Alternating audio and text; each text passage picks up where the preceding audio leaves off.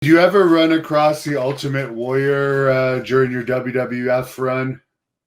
Oh, yeah. The way I met Jimmy Hellwig, he was going to chiropractic school down in Marietta, Georgia. And one day I was over at my friend's gym, John Coffey, called Coffey's Gym. He just passed away from Alzheimer's not too long ago. He grew up in a very, very wealthy family. I mean, they had butlers, they had chauffeurs, you know, they had everything. Very wealthy family. Well, you look at John, you wouldn't know that he had two pennies to rub together, you know, and really a sweetheart of a guy. So anyway, I'm down there working out at Coffey's Gym. There's two big guys come in. Well, one was Bill Kazmaier, and he was friends with Jim Hellwig, Ultimate Warrior. And Hellwig had two Snickers bars tucked into his waistband. He had a pair of Bermuda shorts on. I'm looking at that. I says, "You like Snickers, do you?" And that was the first time I had met him. You know, real personal guy, you know, nice guy. And he told me that he was thinking, you know, he knew all about me and everything. And he was thinking about going to Dallas, Texas, and becoming a pro wrestler. I said, "Well, what are you doing now?" And he said, "Well, I'm going to chiropractic school." I said, "Well, why don't you just stay in school, get your degree, and if you're not happy with the profession, then try wrestling." Well, that's what he did. So, yeah, he was a good guy. I liked Jimmy. Yeah. I always called him Jimmy. Everybody called him Ultimate Warrior, but, you know, when I knew him as Jimmy Hellwig. Yeah. I'm surprised he ate Snickers with how lean he was, but I guess maybe in those days he wasn't as lean. Yeah, well, I'll tell you what year that would have been 1980. Okay. Yeah, that would have been no, 81. That would have been 1981 when that would have been. Yeah, because that's when I met Bill Kazmaier too. The Bandit wants to know if you have any Ultimate Warrior stories because you were part of WWE when he was there. Yes. When he came in, it was funny. He was real quiet and sort of backward. He would go find a little hole in the wall to dress, and he was usually by himself. He wanted to be by himself.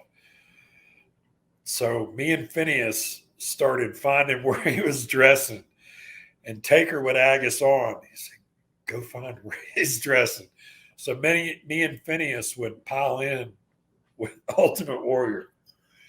And he never really said that, and we got along okay, but I guess he thought we were weird for following him around.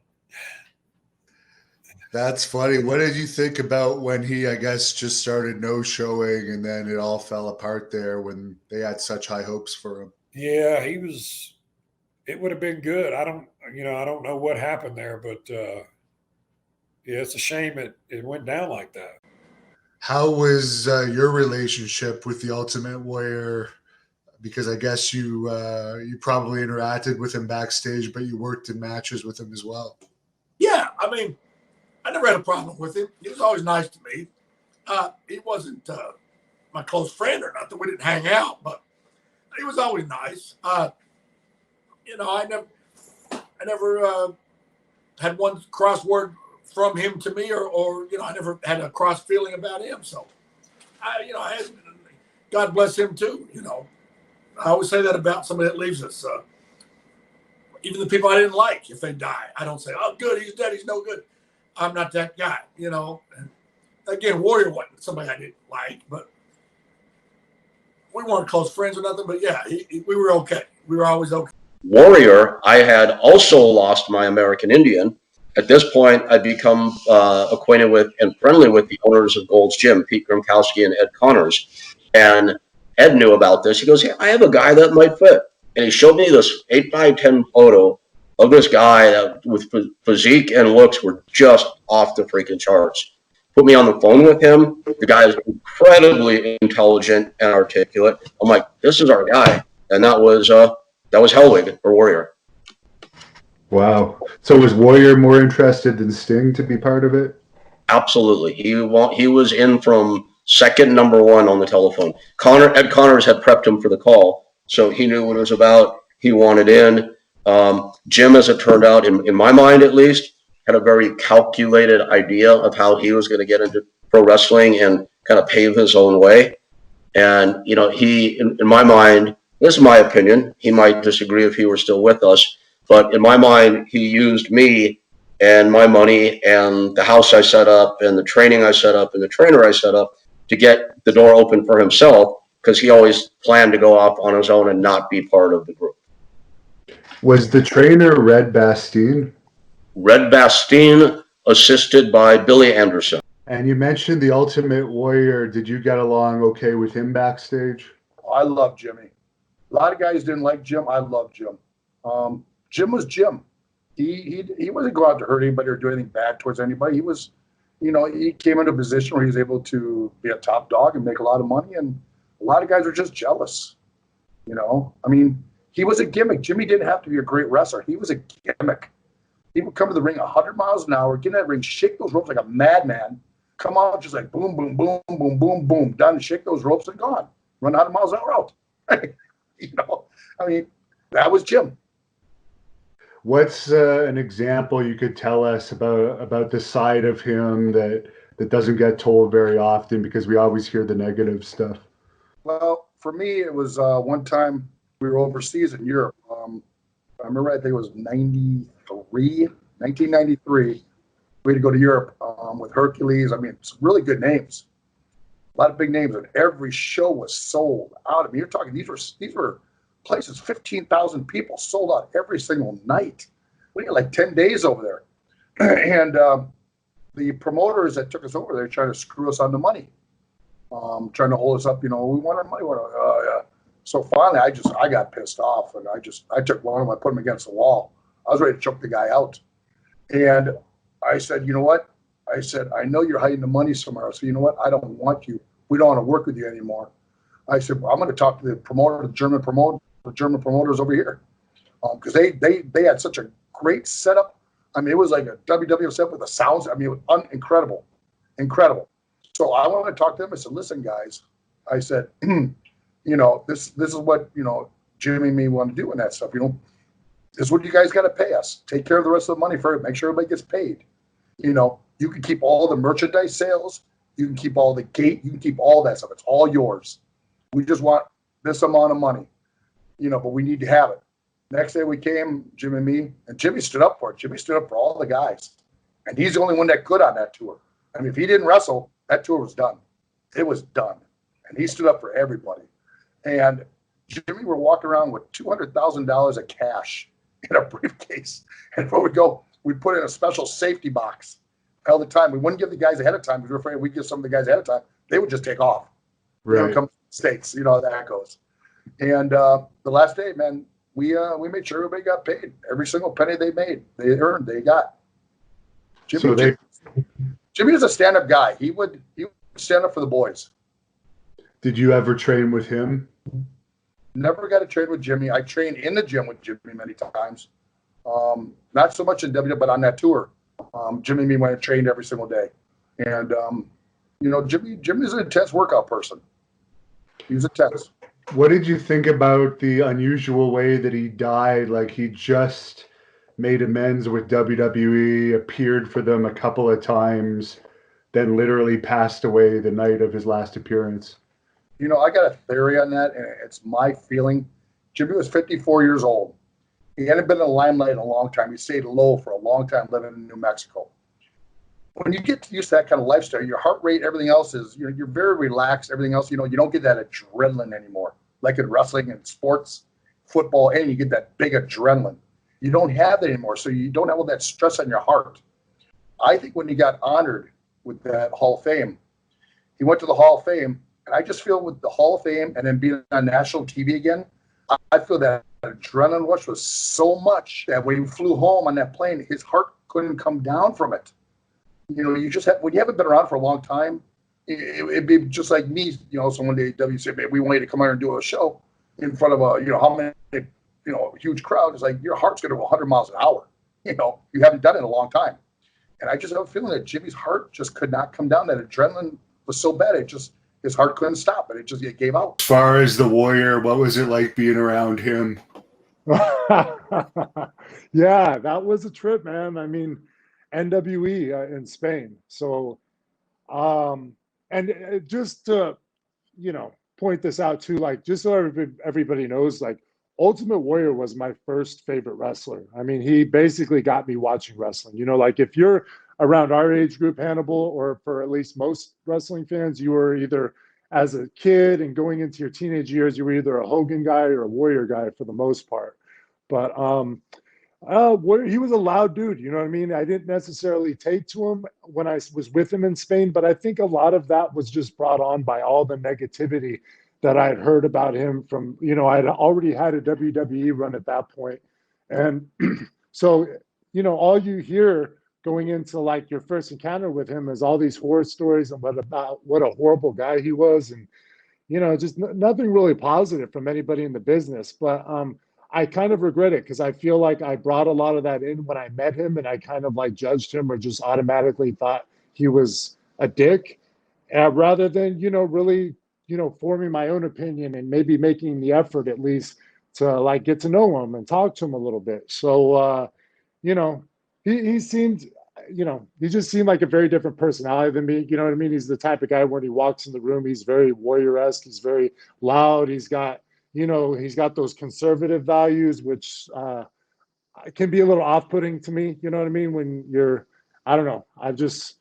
Seems like oil and water type thing. But I wish I would have got into like, maybe even hang out or work out with him a little more, especially after he passed. It just felt like bad. It was like, I got to be around him, but I never really, I should have told him. I should have just went to him and told him like, hey, you were my guy growing up. You inspired me to watch wrestling. You know what I mean? And just give him their props. I think there's a lot of guys who would probably say that same thing about guys they've looked up to in the business or guys that they've watched.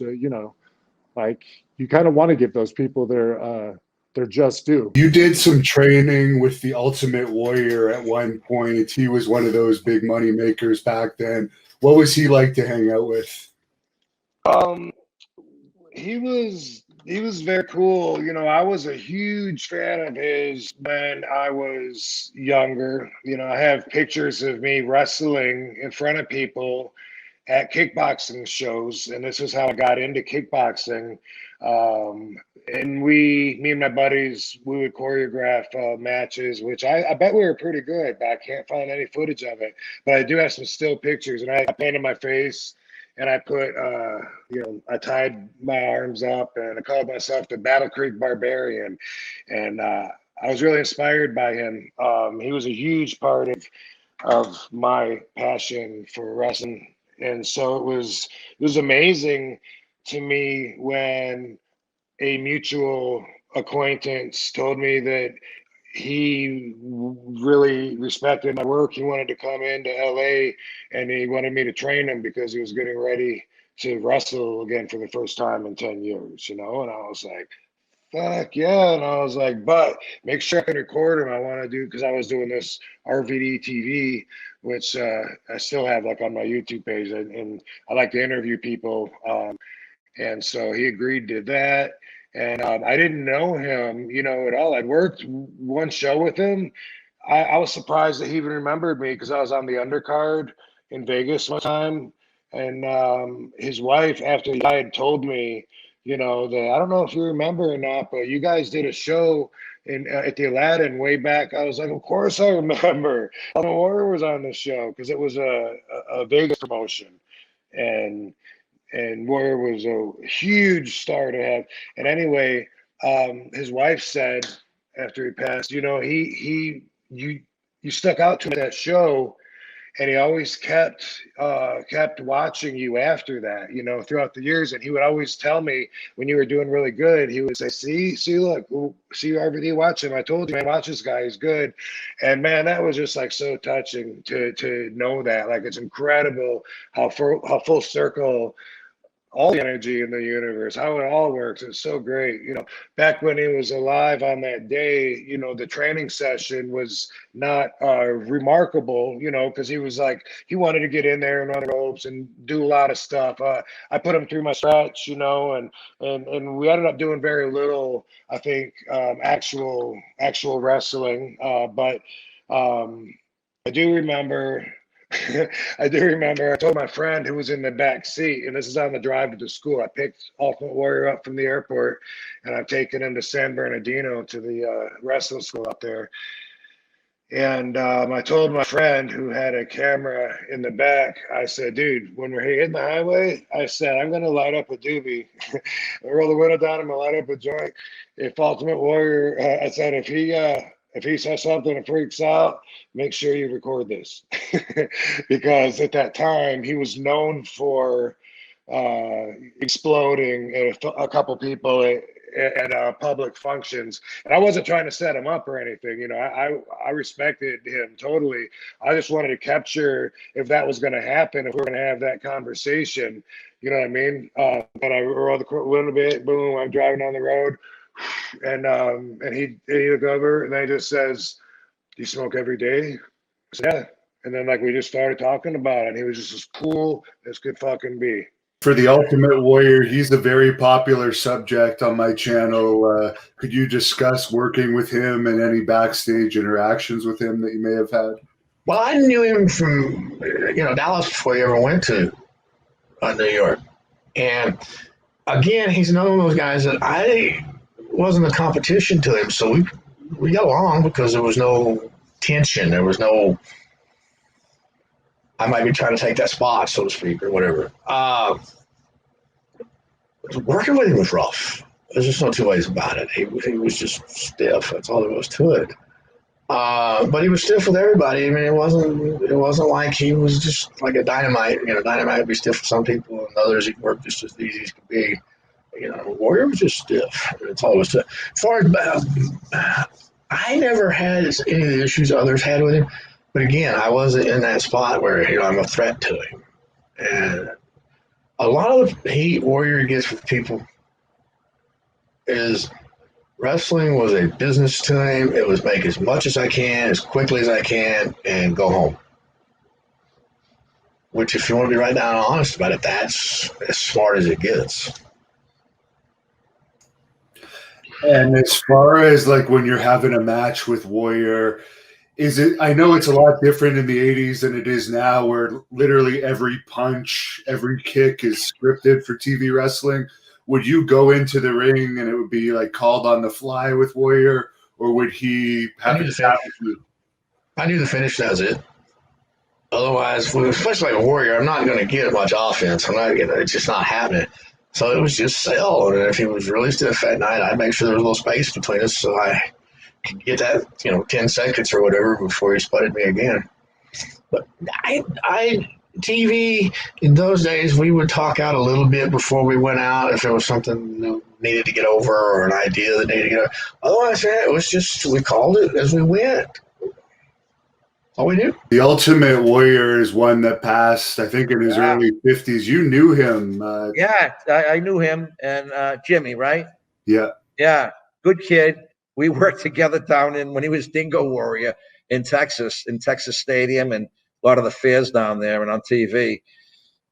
But he was on a lot of shit, and he just got caught up in that, And I knew something was up. Whenever you see someone, even when he's retired and he's working out, and you see the veins are really like garden hose veins, that's a sign right there that there's not good circulation. There's not a good respiratory situation. And there's a lot of plaque in the arteries when you see that. I never had those big veins. I was proud of the build I had because it was still healthy, but they just get too captivated by the press and everything. And you do blow up. I mean, he looked fucking great, but he was on a lot of shit. Yeah. Remember they found stuff in his hotel room? I don't recall that, but you knew him better than me. After one of the WrestleManias or something, they found stuff in his room. And there was a big controversy on that. Billy also told me, like, I know Billy took speed, but like Warrior, Billy said, according to what Superstar was aware of, Warrior would take it before he worked out too, which obviously isn't going to help your heart. He would take the coke before he works out. The speed, which is Oh wow, yeah, like ephedrine or something. Yeah. See, that goes back to the stuff that affects your central nervous system. You can't do that shit. That's really going to work on your heart because your heart needs real natural REM sleep. And if you're doing ephedrine, speed, Xanax, you don't get that natural sleep and your heart is taking a beating because your heart does rest when you get REM sleep. And problem was they depend on the highs and they take the lows to try to get to sleep, like the Xanax and the Valiums. But that's their own doing. Vince didn't push them on that. That was their own doing. You know, Vince isn't the fucking chaperone. Yeah, whenever you get something that affects the central nervous system, you're taunting death, especially as you get older, you know? And then, even if it doesn't bother you then, why are these guys dropping in their 40s and 50s, a lot of them? Because of that, the damage is done. Did you ever have any run-ins with the Ultimate Warrior over the years? I don't know if your timings crossed in WWE or not. I just worked with him one or two times. Of course, I did a job for him. I mean, I don't know if anybody that doesn't do jobs, but I mean, they asked me to put him over, and the Warrior came to me on the second time we worked, and he said to me, he says, "Hey," and he kind of put his hand up. He didn't put his finger on me because I don't think he was sure about what my capabilities were, but I was pretty brutal in the dressing room sometimes.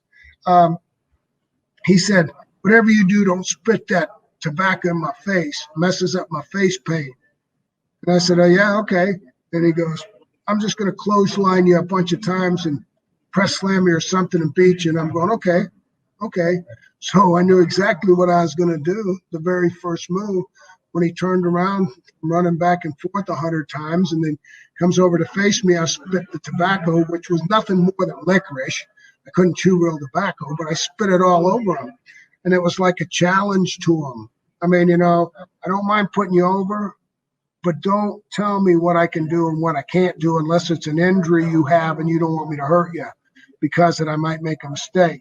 And he was kind of a rude, and he was a real prick, and that's as basic as I could put it. And so I decided, well, let's just see how tough you are, because if I spit this in your face, are we going to start shooting? And let's see what you got. And of course it was a work. Of course he never came to the other dressing room when I went back in there, and nothing was ever said. But that was about the extent of it. I mean, it wasn't dramatic, and it wasn't nothing after that. But it was my statement to him that, you need to respect me because I'm putting you over. I know you probably never wrestled the Ultimate Warrior since you were usually a baby face, but did you have much interaction with him behind the scenes? Well, Jimmy was a good kid. He was a certified chiropractor. And I found that out. And, like all of the guys on the road, you get bumps here and there and you wanted to get adjustments. So wound up adjusting me a couple of times. And when he cracked my neck, I could feel all the way in my toenails. I mean, boom. And I felt bad for him because Vince was enthralled with his body. God, he just loved his body. But Jim could not work a lick. He couldn't work a lick. If he couldn't hit those ropes, there'd be nothing to the Ultimate Warrior. And consequently, I remember we worked it was South Dakota. I think it was Rapid City. So we have a match, and he's wrestling Andre. And the match lasts a minute and 20 seconds. And he winds up hitting Andre with 3 clotheslines coming off the rope and beating him in the middle. 1, 2, 3. And they didn't run Rapid City again because they killed the town. And that, I'll never forget the very first time I saw Jim Hellwig. It was in California. We were wrestling there, and I walked in and I saw this guy in a tank top, and I looked at him and I thought, Christ, I mean, his lats stuck out like huge steaks. I mean, they were like that on the side of, and I looked at him and I said, who was that guy? So that was my first introduction. You know, this guy is Jim Heltwig, and lo and behold, little did I know, sooner or later, the next thing I know, he's working. And he was, Vince tried to make another Hulk out of him, and there was just no way. And he was stiff, and he wasn't athletic, and he had an incredible body, but all he could do was shake those ropes. Well, he made a lot of money, so I guess it worked for him. The A&E documentary last week was on the Warrior, and they had the Vice one on the Warrior this week. Did you ever have any interactions with him over the years? I did. I got along quite well with Jim. I think in part because I was still a young kid at that time, right? Just, making my way in the business in 90, still climbing up that ladder somewhat. And I think he found like sort of a kindred spirit.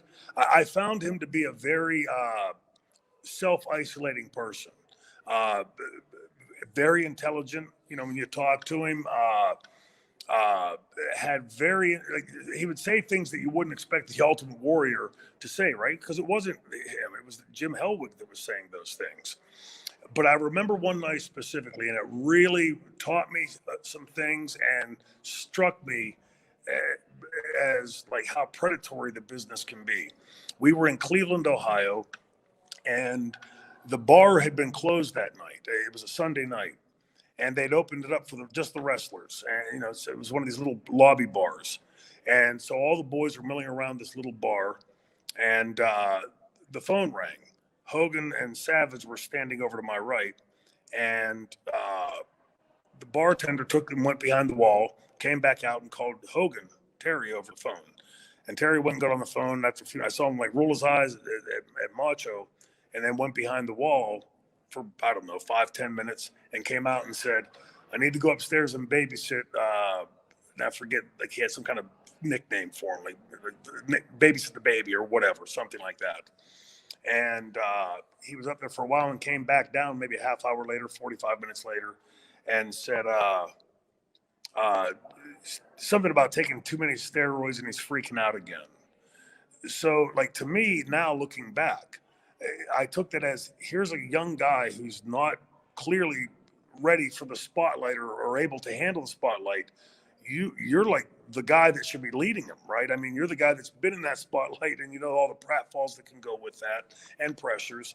So maybe guide him a little bit. And I quickly realized in my head they don't want to. They're hoping that he flounders, so that Vince says, "Well, okay, Terry, just put you back in spot or whoever." But eye-opening for me as a kid. Did you ever have much interaction with the Ultimate Warrior? Every day. Every day. He was like a friend of mine. But I don't recall, and see, that's why I say, man, it's been so long. I don't remember if we worked against him. I can't remember if any of my guys worked against him. I can't remember it, but you always hear people either love him or hate him, it seems, backstage. So it's nice to hear someone else, because lately a lot of people have been bashing him in documentaries and so forth. So it's nice to hear someone else had a positive experience with him. Well, I can tell you why they bashed him. Jim had a heck of an ego. He thought a lot of himself. You feel me? Yeah. And some of the tougher guys didn't appreciate that. I remember once he said something smart, and Haku heard it. Brother, let me tell you something. You don't want to get Haku upset. That's the baddest man in the land. I don't think it's a man ever come through the WWE or professional wrestling that could beat him up. I don't care who it was. And man, Jim straightened out real quick when he found out Haku was upset. So, a lot of guys are bash him. He had an attitude, but he was a good guy, though. You just had to understand him. How did you get along with the Ultimate Warrior backstage? Well, it was funny because when the Ultimate Warrior first came to New York, he was pretty green. He came in as the Dingo Warrior, I think, was what they were calling him before he got all the paint and stuff. And I mean, he was wide open for any advice, on teaching him how to work. He never learned how to work, but he had a completely different attitude, and all of a sudden, he got the big time push, and all of a sudden, the Ultimate Warrior came up, and he started getting pushed big time. And talk about a guy who I don't think he had a lot of respect for the business because it came too easy for him. All of a sudden, he's making a lot of money, and he was a powerful guy. Weighed 280 pounds. Probably with a 33-inch waist, and very very strong guy. That in our business, we used to have a motto. You take care of my body, I'll take care of yours. Because if we didn't wrestle back then, we didn't get paid. And I can't tell you how many wrestlers used to complain about the Ultimate Warrior just not caring about anybody's body and just potatoing the heck out of the guys. And the guys knew that Vince was really pushing him hard, so they didn't want to say anything against him. Luckily, I was a babyface and I didn't have to work against him. Yeah, I remember you teamed with him at least once. So that Survivor Series, back when they had the final match of Survival at Survivor Series 1990, I think it was. Yes, that was. I mean, the two hottest guys to me at the time in professional wrestling, and all of professional, was Hulk Hogan and the Ultimate Warrior. I think by that time, the Ultimate Warrior had overtaken Hulk. He was selling more merchandise than Hulk was, and he was over like $1 million. And for me to end up in a 6-man with those two guys, I mean, God, that to me that was the ultimate. That was something very very special in my career. They go back to an interesting well of bringing in the Ultimate Warrior.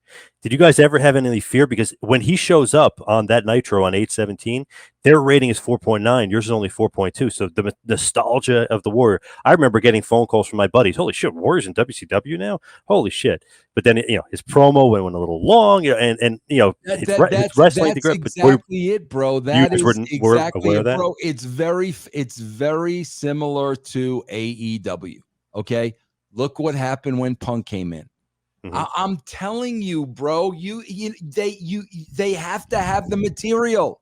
They have to have the material. I don't care how huge they are, how over they are. You can't just bring these guys in and give them mediocre shit. The Ultimate Warrior, you were featured in his DVD with some pretty harsh remarks. I've heard over the years you softened up a little bit about him. What are your current feelings of the Ultimate Warrior now? Well, he was a guy that in reality, there weren't too many of us in the business at the time when he was having his run that cared for him, because he didn't care for any of us. I mean, it was like he was pretty much a loner, and you couldn't tell him anything. He never really learned how to work. It's kind of like once you saw him one time, you saw him. There was nothing they knew. He would shake the ropes and run to the ring and crisscross and back and forth and pretty much beat his opponents up and go on. And they're just it's hard to like somebody that is not interested in being a part of the troop, and that was him. He just wasn't, he was a loner, and so it was hard to like him, especially when you're having to work with him and trying to do business with a guy who's not really interested in you. He's just interested in himself, and that's who he was. And if you ask 100 wrestlers, they would 99 of them would agree with what I just said. Well, Sid, who you managed, actually said something similar, and that's why he left the WWE the first time, I believe, was because there was issues in the match. But a lot of people have different experiences. Well, it wasn't too bad, actually. I was just talking about that yesterday, I think.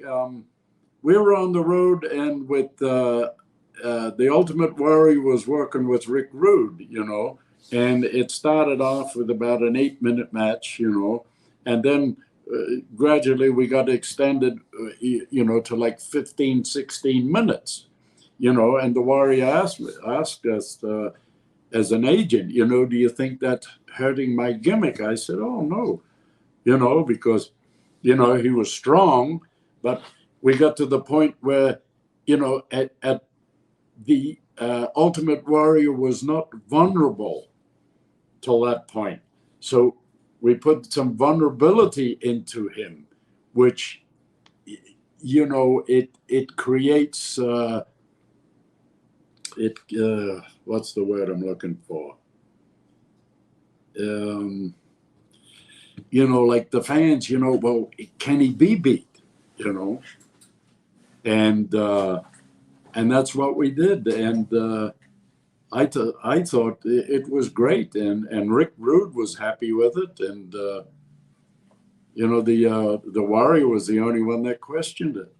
But they were good, good matches, and the people were getting behind them. Like Rick Rude would put him in a sleeper, well, to get out of a sleeper, you got to be some kind of guy.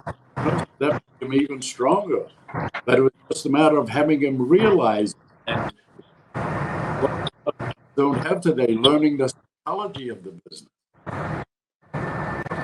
There's a fan on here that left a tip and would like to know if you have any thoughts on Mr. Fuji. Did you ever witness any of his ribs or have him rib you? No, he didn't rib me, and I don't. Oh, I seen him one time. He got a piece of tape, and some guy was sleeping at a television taping, and he had the tape so long, and he lit fire to the tape, and it gradually went up and to his shoe, and then the guy woke up and his foot was burning. But that was about it. But I heard a whole bunch of other ones, but I didn't witness them, so really can't. That was the only one I witnessed. Any memories of The Undertaker working with him as an agent?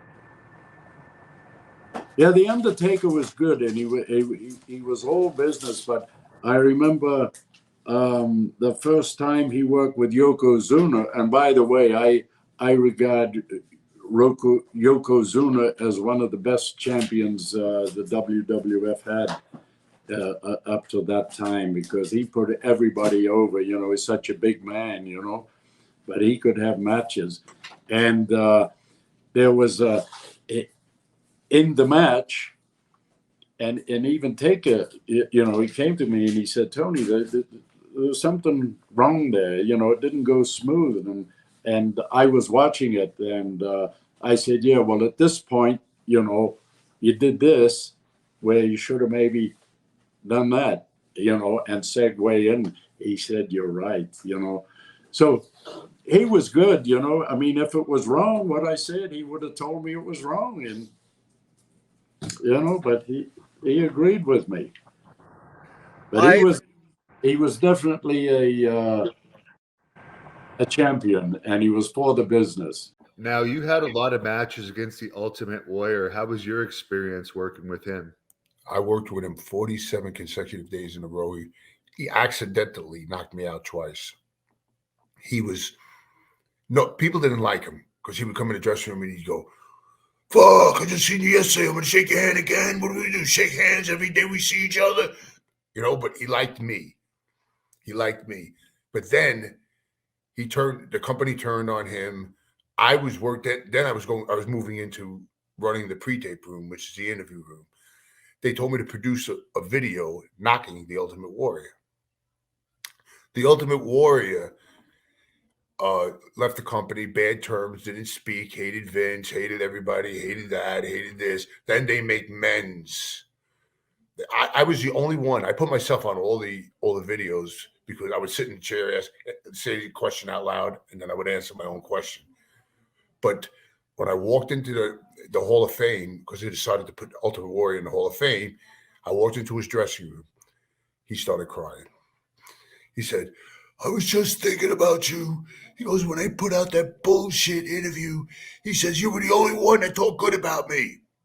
I said, "Jim, I always respected you." He goes, "Well, you better be prepared to stand up tonight because I'm going to tell the story how you took me in the other room and smartened me up and told me to say nothing and say yes, whatever you want me to do." I said, "Jim, please don't do that because I'm still working for the company and they're going to think that I'm a stooge. They can't tell me nothing." He goes, fuck, it was 30 years ago. I said, "Jim, please don't say that."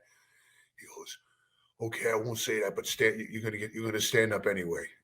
And when he says, "Where's Steve Lombardi? Stand up," he goes, "Steve took a lot of my abuse, and he always kept a good attitude about it." You had one random appearance managing Goldust or bodyguarding Goldust in your hometown against the Ultimate Warrior. Yes. Any memories of working with the Ultimate Warrior, who people either seem Yeah, to like? man.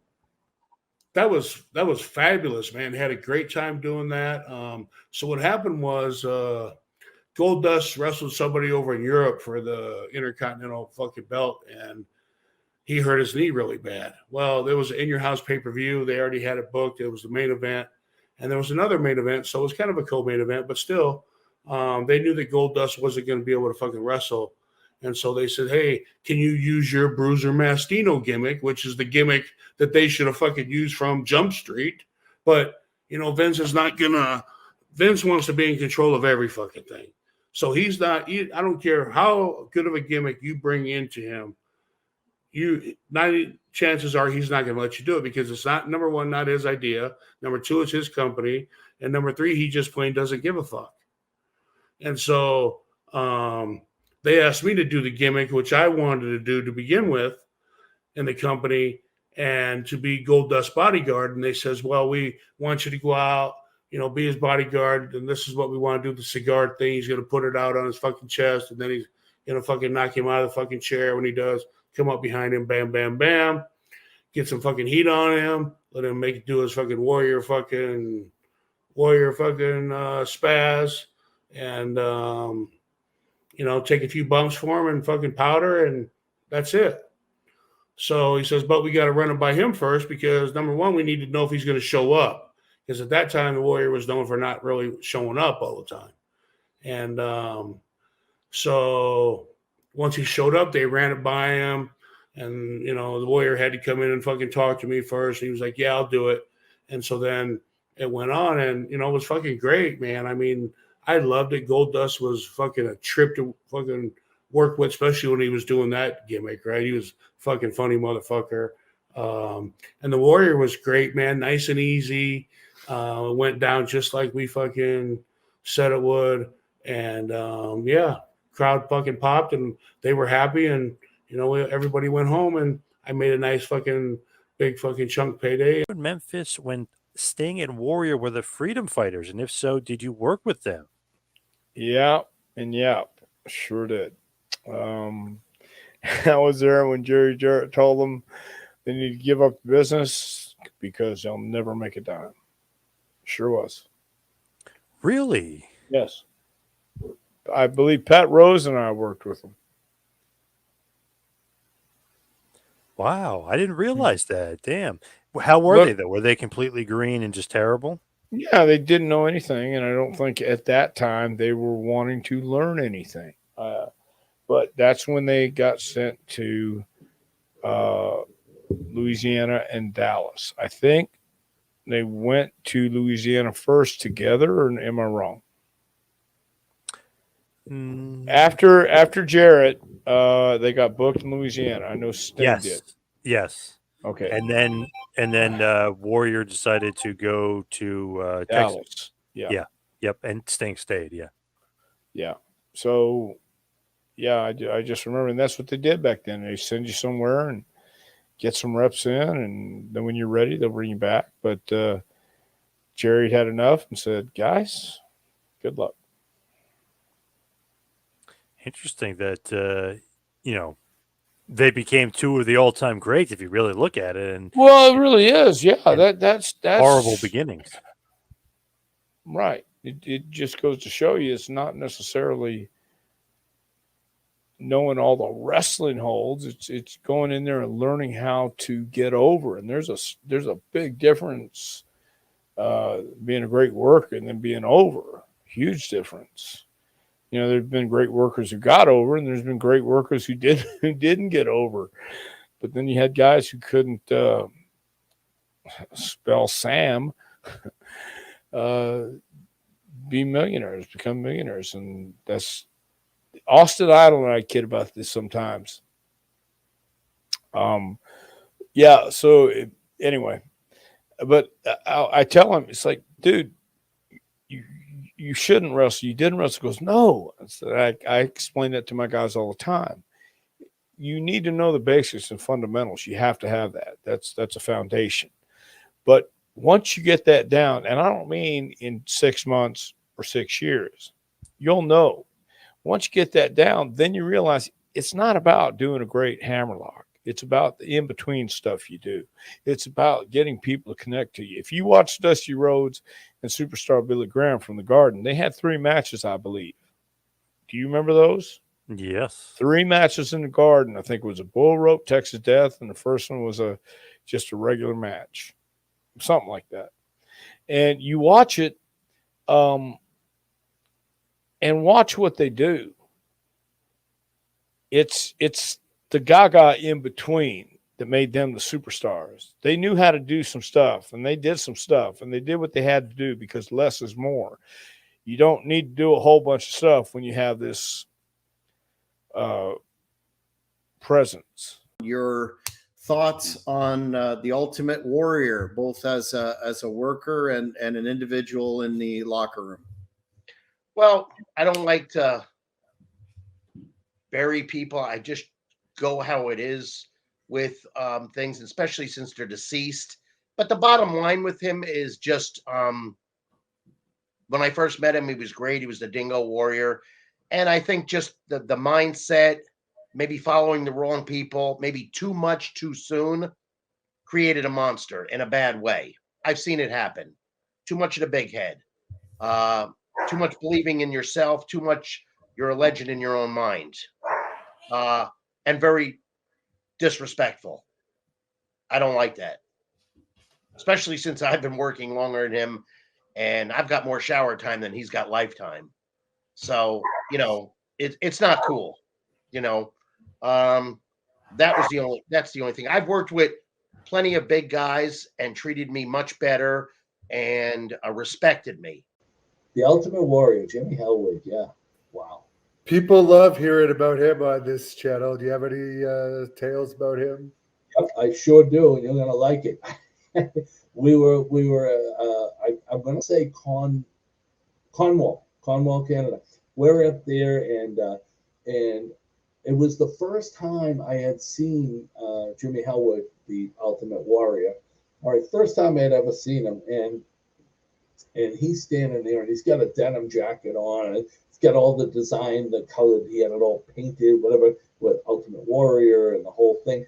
And he, kayfabe, he would already have makeup on, whatever. And he's out there and with the hair down. He looked like a rock star. He looked like Bon Jovi, a rock star, but he was built like a brick shit house. He looked great.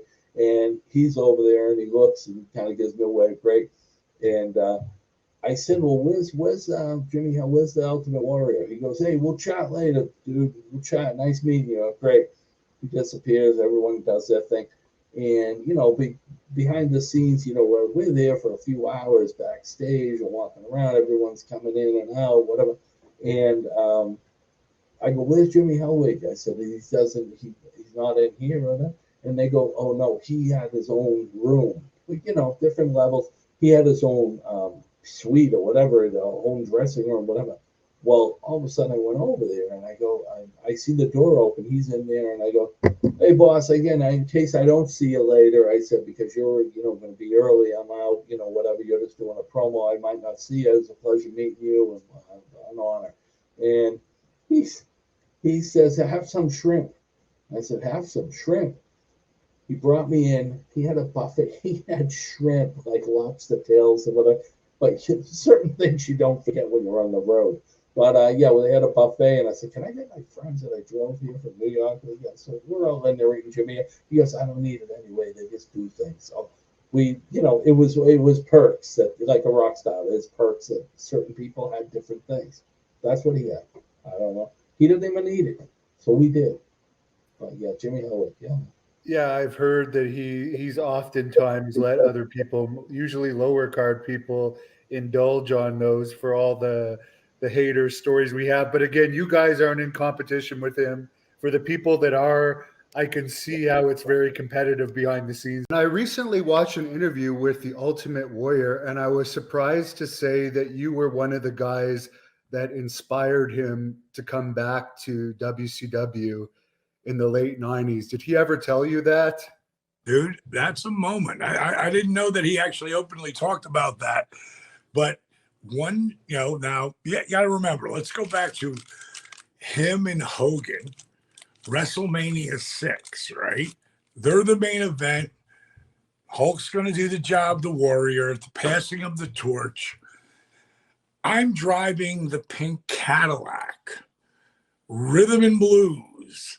And I got that gig because guys like, check this picture out here. Jake was the first guy to come in my club that I had in Fort Myers, Florida. And if you worked Miami and then Tampa, or Tampa then Miami, that's 300 miles. But right around the middle is Fort Myers. Jake came in one night. We got so fucked up. We had such a good time. That was the beginning of me getting to know Jake. It's really kind of funny because, in the beginning, I walk up to him and go, hey, man, you Jake the Snake Roberts? Who wants to know? I said, the guy who runs this place. Yes. What can I do for you? What are we drinking? So it opens with me and him getting fucked up. And then later, this ends up happening. The resurrection of Jake. So I go from driving the pink Cadillac to now it's 8 years later. And Warrior's coming in to work with Hogan. And I'm going for the world title with Goldberg. So he's come in. We're going to be double billed in the main event. And the day that Warrior gets there, I don't remember where we were, but we had to take golf carts. So someone come and gets me. Someone come and gets Goldberg. And we drive to where Warrior's locker room is. And when he opens the door, hey, he gave us both hugs, and he was like, you two guys are the reason why I'm back. He said, you guys are having so much fun out there. He's like, I got to be a part of that. And that was like really cool to hear from, that cat, you know what I mean? That me and Goldie freaking influenced him freaking coming back. Yeah, you two, and he also put over Macho Man, but there was only a handful of wrestlers that he actually spoke highly of, and you were in there. The Blade Runners. Yeah. He came in with Oh, you were there for the Warrior? Yeah, I was there. Yeah, they wow. green is green. My partner, Angel of Death, which was the Russian assassin #1, they were trained in the same school out in California, and great guys. I mean, look at what Sting did. I mean, he amazing career, Ultimate Warrior, amazing career. So you don't have to be the wrestler to have an amazing career. Bill Watts tells the story that he kind of backed the Warrior down in a confrontation, and the Warrior kind of denies it. And I kind of believe the Warrior on that. But like, did you ever remember any type of altercation? No, I never remembered or any heard of anything like that. What was his problem with the Ultimate Warrior? Was that just a publicity stunt, or did he have? No, well, I mean, I don't know the prior history to them, but so I'll tell you the story. So, and you saw it on the YouTube as well. We were at this convention in Edison, New Jersey. I think it was a sports fan or collectibles, baseball, football, a bunch of multimedia sports guests were there. I was there with the Iron Sheik and Bruno Sammartino and at one table, and Warrior was at another table. I think Hogan was at another spot there. And somehow there was a message that went around that the Ultimate Warrior didn't want to see anybody or interact with anybody outside of his fans. Bruno had to go to the bathroom, Bruno Sammartino. So Bruno had to go to the bathroom on the way back, saying, "Hey, let's stop by to say hello to the Ultimate Warrior. Maybe get a picture. It's good photo, good publicity." So Bruno went over, shook his hand, and everything was good. Warrior was very polite to him, very respectful for him. I took Bruno back and I said, the Sheik, let's go over there. So a little later, we went over there to shake his hand. And what you saw in the video, he didn't want to shake his hand. He wanted him to go away. Evidently he insulted him, or he badmouthed him, or did something, back in previous time, and it got a little bit ugly, and it got a little heated. She tried to de-escalate it. Warrior said, "No, don't. I don't want to shake your hand. Go back to your table." And Sheik don't want to get embarrassed, so like he starts blowing up at him, and then I try to de-escalate it, and then he turns his energy on me, and then after some jaw jacking, he slapped me, which everybody saw, and what am I gonna do? I mean, the Sheik slaps me. If I turn around and hit him back and knock him out, I'm an asshole for for knocking out the legend. Or if I hit him and then he kicks my ass, which he's supposed to do because he's a celebrity and this and that. Then I'm still an asshole. So did what was best thing. The Ultimate Warrior was the Mr. Atlanta. He was a chiropractor. But if anyone got hurt or dislocated, he would never help them. He said, if I help anyone put a joint back in, he says, I'll be doing it for everybody. So he wouldn't help anybody. I think you were still in charge at that point. Yeah. What was it like, the whole Ultimate Warrior debacle? See, that Ultimate Warrior thing was Hogan getting the win back. That bothered him, that he did a job for Ultimate Warrior. And that was the whole thing to bring him back. And the business had changed then. You look at the talent I had underneath, there was a lot of wrestling, then we had the violence with NWO, and then here comes the Warrior, and it's completely off-centered to what the wrestling was, but this was Hulk's way of getting the win back, that he put them over at WrestleMania. Strange. He put himself ahead of business. And what was it like? Because I understand that the Warrior went on, he wasn't like paying attention to the timings or anything for TV, and when he would give his speeches, he would just talk for as long as he wanted. He was oblivious to time. His ranting and ravings were that of a lunatic. And the Ultimate Warrior was in WCW for a while. What was he like backstage? He was a little bit of a strange guy. I don't think anybody would dispute that. Again, he kept to himself. He kept to himself even more so than Hulk and like Randy back in the day. He really kept to himself. it was cool to see the first Piper and then Ultimate Warrior feud get concluded, in a different promotion. I'm not going to sit here and swear that it was all the best that they could do, that some things weren't silly or some things you had to stretch your reality, but it was cool to see those feuds blown off. Is it true that he actually went overtime during his first speech? Oh yeah, like 15 minutes. They kept trying to cut him. What was the reaction? What were you hearing on the head? Get him the hell off! Somebody make him stop talking. Oh, absolutely. I was going to get the IC belt. It was already, the pay-per-view was all set up. Basically, he threw a temper tantrum, threatened to quit. Vince was looking at him as his new Hulk Hogan, and so changed the whole pay-per-view at the last second to plug in Warrior, beats Honky Tonk in 15 seconds. Ridiculous. I knew the Warrior when he first broke in and came to the territory. Nice guy, good guy. It all went to his head, and he became unreachable. He couldn't interview. He'd be up there going, this guy. Didn't make any sense. He'd blow himself up so bad he could hardly work. Everybody hated working with him. And it's my opinion that he never even reached the level of success that I had anywhere, anytime. And the guy couldn't work. He never could.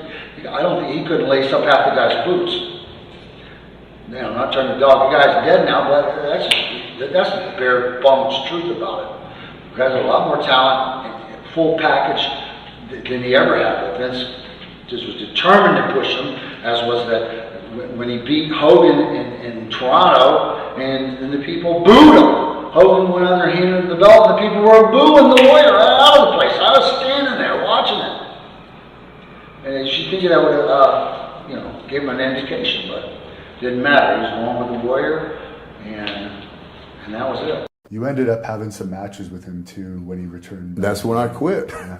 And this is what happened. This is the thing was. All right, so after Warrior comes back, that's when Vince says, we're going to make you the biggest heel this business has ever seen. I've got an idea what being a heel is, okay? So the very first night was in Baltimore. I was working with the Warrior, and this was the things that the agent said, clothesline, clothesline. The Warrior was telling me this, clothesline, get up, shake the ropes, and clothesline, clothesline. I said, no, Jim, this is how it's going to work. You'll come in, I'll stop you, duck my clothesline, you give me one, and then I'll powder. You know what I mean? So then the finish was, I was the powerbomb kick, he was going to kick out, we was going to go into a DQ or something. So I told the agents right then, I said, now if he kicks out of this tonight, you better have, I know they had phones. I said, you better get in touch with Vince. Because if we get the same finish tomorrow night will be my last night. Just that clear. And the next night was the Boston Gardens. So they came back to me. I said, guys, I told you clearly yesterday, if this is the same finish, now I'm going to do this match and this finish tonight, but don't call me tomorrow because you're not going to get me. And that's what happened. Well, I never actually worked with him. Probably the most frustrating thing I ever went through in my life was getting a phone call in Orlando, and it was Vince saying, you need to go see the Ultimate Warrior. I said, see for what? I said, you need to go ask him if he'll wrestle you for the belt. I'm like, what?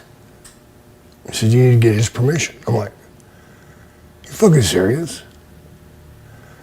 And I had to go ask him to please wrestle me for, do an angle with me. And he went off on me pretty strong. I don't care about you and your fucking problems, your fucking addiction, your fucking dope, I don't give a fuck. I just want to make fucking money, so you fucking better show up, motherfucker, every fucking night. You don't give me any fucking problems and all this bullshit. And I'm, fuck you, cocksucker. And then what happens? He winds up getting shit canned, and I lose the money. I was finally going. That was over the SummerSlam. Yeah, I was finally going to get my run with the champ, which is when you're making money, and got fucked again, man. You did one vignette with him where he was in a room full of snakes. Yeah. Was he happy about having me in there?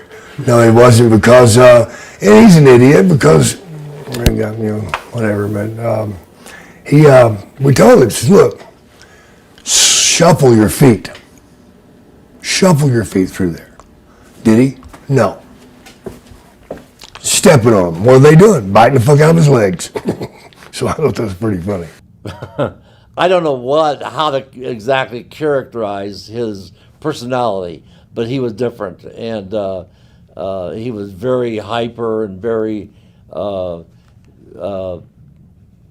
the move and very aggressive and very different and very dedicated to bodybuilding, and for sure. I mean, look at his physique, and so there was a lot of things going on to keep a physique like that. I was in a car in Portland, Oregon with him driving, and I was in the back seat with Dynamite Kid and Davey Boy Smith on each side of me, and somebody in the front seat, maybe Morocco, I don't know. But anyway, he was obviously under the influence of some sort of drug, probably a hallucinating drug. That the British Bulldogs were very famous for spiking drinks. They had put a lot of drugs in a lot of people's drinks, and I doubt that they had spiked anything to the Ultimate Warrior's drink because he didn't need any assistance to indulge. But it was just a 90-mile-an-hour ride through suburbs to get to the arena, and the Bulldogs were laughing hysterically, and I'm frozen, sitting in the middle and watching the Ultimate Warrior out of control, and it was just a ride from hell, and but there were definitely drugs involved in that ride, there was no question about it, and it was just it was surreal. It was surreal. Thank God we all lived through it, and there was but it was so bizarre because the British Bulldogs just acted like they didn't care that we were going 80 and 90 down side streets. And the Ultimate Warrior was hell-bent on taking shortcuts to get to the arena in a town that he knew nothing about. He's not a guy I appreciated more, particularly in that era with the Bulldog thing. He was one of Dynamite's sidekicks. Bulldogs, right? Yeah, he was one of Dynamite's sidekicks, and he was trying to be a little intimidating in the dressing room, also just saying things to other guys, like trying to make it like we're not supposed to hear, but I want them to hear, like, this isn't over, little stuff like that. So he was playing a little game. So I can't say that he was one of my favorites. And also when I was commentator, some guys were very pleasant to work with, some guys were not. He was one of the guys that was not pleasant to work with. He was always very difficult to get. Everybody, the whole crew would be done. We only have one interview left, 2-minute interview with Warrior. Later, I don't feel like you're at he'd keep a whole crew there for like 3-4 hours until we do a 2-minute interview. So, I can't say I'm a fan. Back in those days, Sean Mooney would do the event center, and he would say, the Ultimate Warrior is going to face George the Animal Steel or whatever he'd say, and here's what Warrior had to say. And it would be like a 50-second clip. And the Warrior was always, out somewhere where people, what the hell was he talking about? But that was the Warrior. That was part of his appeal.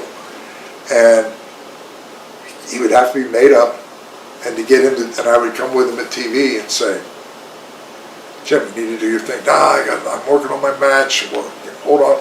And then he would push it back, where all of a sudden it's time for his match. He'd come back, his makeup is all run, I gotta get a shower. And Vince, my orders were, I don't leave the building till they're done. So I would get with Jim. I said, Jim, I asked you, and I respect that, your time and space with what your priorities are, but my orders are, we do not leave the building until this is done. So now you have put it off till now it's your match. Now looking at your makeup, take your shower, reapply your makeup. We're going to be here together until they're done. You had some six-man tags with the Ultimate Warrior. What was he like to work with? That was another one of those things where you just have matches that kind of clash a little bit. It was tough. It's not those nights where you want to go in there and say, "Hey, I can't wait to wrestle the Ultimate Warrior and the Road Warriors." You know, like the Rockers. All right, we got the Rockers tonight. With those guys, it was like, "Ooh, we got to think about this one." You know, and especially, and they're all great guys. Especially Jim, he just wasn't polished enough. He did his thing. He did his thing, and you had to work around him. But it was limited. Yeah. You couldn't have. I don't think we could have had a long feud with him because it just wasn't. It wasn't workable. Well, actually, I'd never been a part of this, holding a promoter up for more money, and he wanted to do it in Vienna, Austria, and the place is sold out. I was working against Jake. I think Hercules was working with the Warrior. He says, "I want more money." He goes, "Would you refuse to go on till you got more money?" And I've never actually ever done a thing like this, but I said, "You know what? I want more money." So we held them up, but the people weren't rioting yet because the preliminary matches were going on. And I think we held them up on time as far as going out, maybe 30 minutes longer than it should have been. And then I went out and worked with Jake, and then Warrior worked with Herc, but we held them out. I remember I don't remember who the promoter was, but he was like, "Huh? This is silly. This is ridiculous. I can't get you American money. This is Austria. And I can't get American." Pretty soon, like 15 minutes later, they came in with a bunch of Halliburton suitcases full of money. And I got my good share of money. And after that, me and Warrior were best friends. He would always used to be on the card. His deal was that running and doing all that stuff he was doing. And he was still, a lot of guys were mad about that stiffness with him. He tried that with Andre one time. He ran across one time. He was doing all these candy buckets, and Andre didn't want to. And Andre just when he run up on Andre just shot that big giant hand out there, and boy, it stopped everything. Caught him up under the neck and just. It was like he grabbed a squeak toy, and it was funny because Andre would have to put him over, I don't know what it was with Ultimate Warrior. He just was, every time I'd talk to him, I tried to get him to come into TNA. Well, I talked to him about coming into, but he seemed to be operating on a different planet, and I never could make sense of it. So I just said, thank you, but no thanks. So I guess your discussions with him about coming to TNA would have been the last contact you had with him before you Yes. One time I tried to tell him to the club to come to. I told you this, Nick. He was always miserable. He was the most miserable. I love him. Most miserable person on earth. And we was in Detroit, and he was like, "Man, Marty, where the hell we going tonight?" Oh man, all right, easy. There's a club right up here on the left, right up the street from Marriott, right here, right by the airport. If you end up drinking too much, ain't got far to go, we stay right here. And in the club, in that Detroit club, we were sitting there, and they had a banana eating contest. And what that is, when the girls come up on stage, and I hate to do this, it makes me look like I'm doing something sexual, and I'm a guy, and you shouldn't do this. They take a banana, man. Anyway, but you couldn't break it. You had to. That's going to be the screenshot of this. You better not. You better not, man. Anyways, what? Sorry. Oh damn! It looks like you may have done that before. No, man. No. So it's a competition. No, you liked it too much, is what it was. but okay, so you couldn't break it. Damn, I can't tell it now. You couldn't break it. You had to bring it back out of your mouth, because if it broke, disqualified. And this girl, they were in the finals. The Warrior finally walks in the front door. I'm sitting right here. As he's walking in, the place, the Detroit club, and he's like, "What's going on?" And the girl had just did 7 inches. They measure 7 inches banana. And you know what the insinuation is. You already know. And Warrior, he's like, "What the fuck was everybody screaming for? What the fuck? What the fuck?"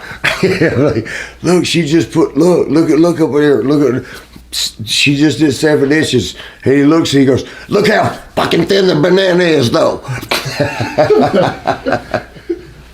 You can't make some people happy. I didn't think his push was going to go as long as you just said, the 4 or 5 years.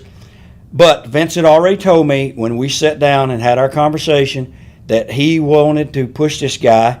He said, "I see something in him. I see some electricity. I see something I can do something with." And I would like roll my eyes and, "Are you kidding me, Vince?" He says, "No." He said, "I need someone to take Hogan's spot. Hogan's already wanting to go to LA and be a Hollywood movie star. And we got like an 8-month opportunity here to build this guy and get him in that spot." And he said, "That's what I want to do if you do it for me." I said, "Whatever." I said, "I'll be more than happy to." He said, "I'm going to need some return matches." I went, "Oh, you're kidding me. Come on, Vince. If I can just get through one match." And so Vince says, "I don't care. Just give me some return matches and get him over. You can work with a gal in the front row." He said, "Just get him over." I said, "Okay." So we had return matches and they were quite good. We actually were able to put together a match that was good. The short match that I had where I lost the belt, it didn't hurt me. The people still hated me. My hatred, my heat carried on. Because I could just go on TV and say, "Hey, he didn't beat me. How was he even supposed to wrestle him? That belt belongs to me. It's mine." It was good for the company because they needed someone, and it was good for Warrior to go very short. Anything longer would expose both of us, and it wouldn't have helped the company. Thank you for watching the Hannibal TV. Please like this video if you enjoyed it, and click the subscribe button to not miss any of our latest shoot interviews, match videos, or news updates.